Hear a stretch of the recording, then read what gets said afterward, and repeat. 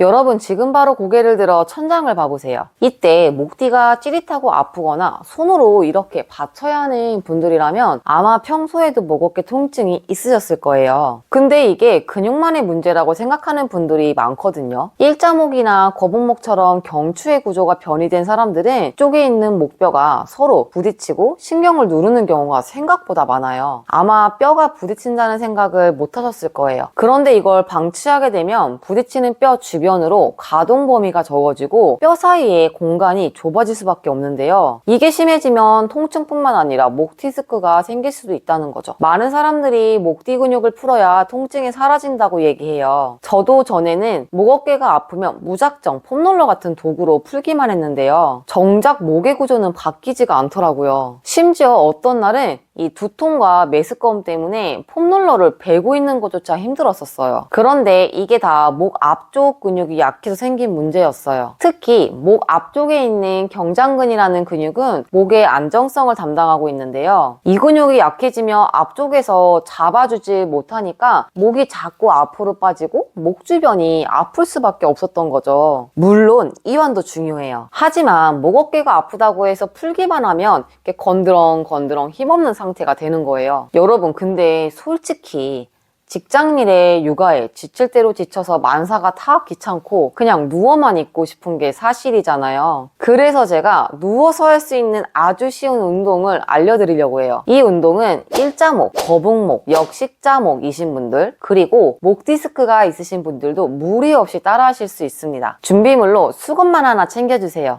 우선 수건을 돌돌 말아 목 뒤에 두고 긴장을 빼보세요. 이때 뒤통수가 꼭 바닥에 닿아야 하고 턱을 살짝 들어줍니다. 이제 고개를 천천히 좌우로 왔다 갔다 해줄게요. 수건이 폭신폭신해서 아무 자국 없을 것 같은데 실제로 해보시면 굉장히 편하고 시원해요. 이 동작은 자연스럽게 목의 C자국선을 유도해주고 뒤통수가 바닥에 닿아있기 때문에 목에 전혀 부담이 없어요. 그리고 누워있을 때 손이 저리신 분들도 많으시죠? 그런 분들은 이 곡선이 없어지면서 경추 사이의 신경을 짓눌러서 그렇기 때문에 이렇게 수건을 베고 누워있는 게 훨씬 더 도움이 된답니다. 이렇게 누워만 있는데도 굉장히 편하지 않으신가요? 시간은 1분, 3분, 5분 이렇게 점차 늘려가 주시고 잠자기 전에 해주시면 나도 모르게 잠이 들 거예요.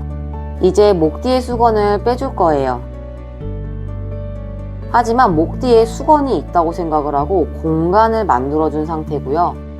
양손은 가슴에 크로스로 얹어주고 뒤통수를 바닥에서 1cm만 들어 올려 보세요. 이때 턱을 당기면 안 되고 5초만 버텨볼게요.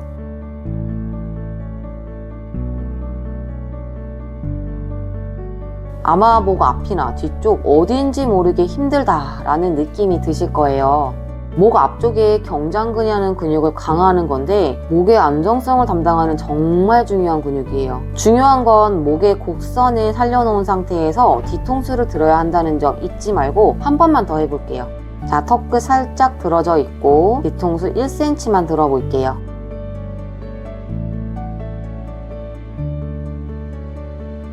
시간은 한 번 할 때 10초까지 점차 늘려주고 최소 3회에서 10회를 해주세요. 자, 이제 앉아서 고개를 다시 들어볼 건데요. 턱끝을 살짝 내밀면서 고개를 들어보세요.